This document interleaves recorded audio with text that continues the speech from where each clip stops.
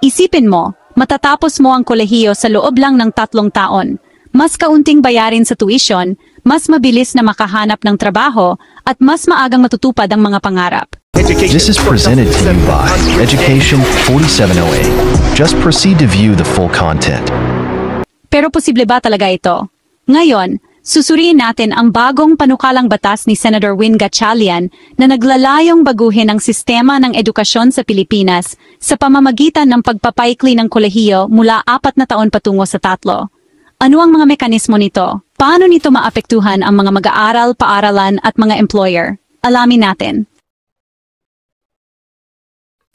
Naghain si Senator Win Gatchalian ng panukalang batas na nagmumungkahi ng isang compressed 3-year college degree program. Ang dahilan, upang iayon ang sistema ng mas mataas na edukasyon sa Pilipinas sa pandaigdigang pamantayan, lalo na sa mga bansang tulad ng United Kingdom, Australia at ilang bahagi ng Europa, kung saan karaniwan ang 3 taong programa. Ang panukalang ito ay nalalapat lamang sa mga kursong hindi board, tulad ng business, humanities, information technology at iba pa.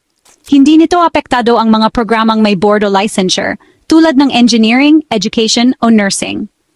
Kailangan ng mga kolehiyo at unibersidad na baguhin ang kanilang kurikulum upang magkasya sa loob ng 6 na semestre. Ang pagpapatupad ay pangangasiwaan ng CHED o ng Commission on Higher Education. Kaya paano ito gagana sa praktika? Narito ang mga pangunahing mekanismo ng panukala ni Gatchalian. Hinihikayat ng panukalang batas ang papabilis o pagsasama-sama ng mga redundant na pangkalahatang paksa sa edukasyon. Ibig sabihin, mas magiging nakatutok sa mga pangunahing paksa at praktikal na aplikasyon para sa mga mag-aaral. Ang ilang paaralan ay maaring magpatupad ng trimester o summer classes para matugunan ang mga kinakailangan sa units. Pinapayagan ng flexibility depende sa institusyon. Hinihikayat ng bagong pamamaraan ang edukasyong nakabatay sa resulta. Kailangan ng mga paaralan na tiyakin na matutugunan ng mga mag-aaral ang parehong kalidad at resulta ng pagkatuto sa loob ng 3 taon. Kaya, magkakaroon ng mas maraming on-the-job training at pagsasama ng internship sa mga programa.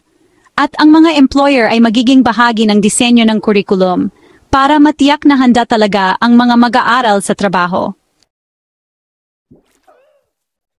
Ang panukalang ito ay sasailalim pa sa mahigpit na pagsusuri ng lehislatura bago ito maging batas. Una, naisumite na ang panukalang batas sa Senado. Pagkatapos, dadaan ito sa Senate Committee on Higher Education. Maaari ding magkaroon ng mga konsultasyon sa CHED, DepEd, TESDA at mga eksperto sa akademya.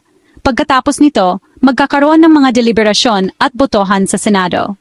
Susunod, isang katulad na panukalang batas ang tatalakayin sa House of Representatives. Ang dalawang kapulungan ay magpupulong sa isang bicameral conference committee. At sa wakas, kailangan ng pag-apruba ng Pangulo bago ito maging batas. Maaring tumagal ito ng buwan o kahit taon at maaring harapin ang mga pagbabago o oposisyon sa proseso. Pag-usapan natin ang posibleng benepisyo. Maaring mas maikli ang oras at mas mababa ang gastos para sa mga mag-aaral at pamilya, na malaking bagay para sa marami. Dagdag pa, maaring mas mabilis ang pagpasok ng mga nagtapos sa workforce. Isa pa, maaari itong magdulot ng mas mahusay na disenyo ng kurikulum, at alam mo na, mas mataas na pagiging tugma ng mga degree sa Pilipinas sa pandaigdigang pamantayan. Ngunit mayroon ding ilang dispentaha na dapat isaalang-alang. May posibleng kompromiso sa lalim ng akademya na ikinabahala ng ilang tao. Bukod pa rito, mangangailangan ito ng malawakang pagbabago sa kurikulum. Maari ring tumaas ang workload ng mga guro, at maaring lumikha ito ng 2 uri ng sistema sa pagitan ng 3 taon at 4 na taong nagtapos. Kailangan ng mga paaralan na baguhin ang nilalaman ng kurso, mga pamamaraan ng pagtatasa, at mga estratehiya sa pagtuturo. At sa totoo lang, maaring magdulot ito ng pressure sa parehong faculty at mga mag-aaral. Sa merkado ng trabaho, ang isang nagtapos na 3 taon ay maaaring magdulot ng ilang katanungan. Ituturing ba sila ng mga employer na mas hindi kwalipikado? Hindi naman siguro. Sa mas maraming kabataang profesional na pumapasok sa workforce ng mas maaga, makikita natin ang mas mababang unemployment rate sa sektor ng kabataan. Dagdag pa, may potensyal para sa mas mahusay na return on investment para sa mga pamilyang namumuhunan sa edukasyon.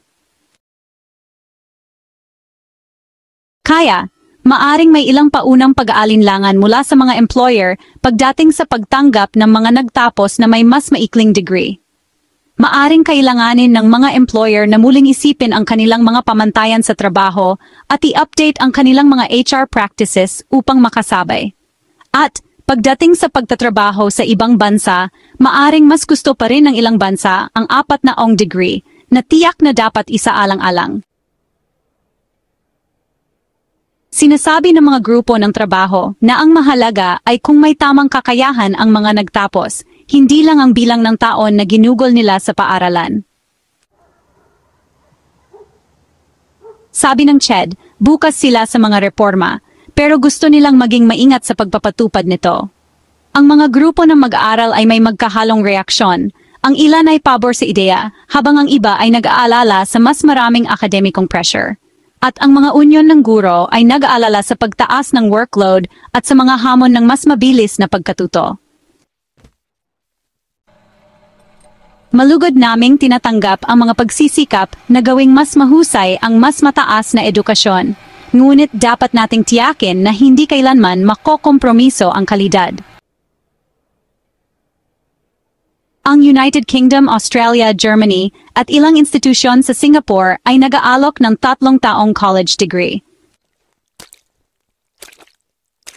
Ang mga modelong ito ay gumagana dahil sa matibay na pundasyon ng K hanggang 12, advanced na pagpaplano ng curriculum, at alam mo na, mahigpit na ugnayan sa industriya.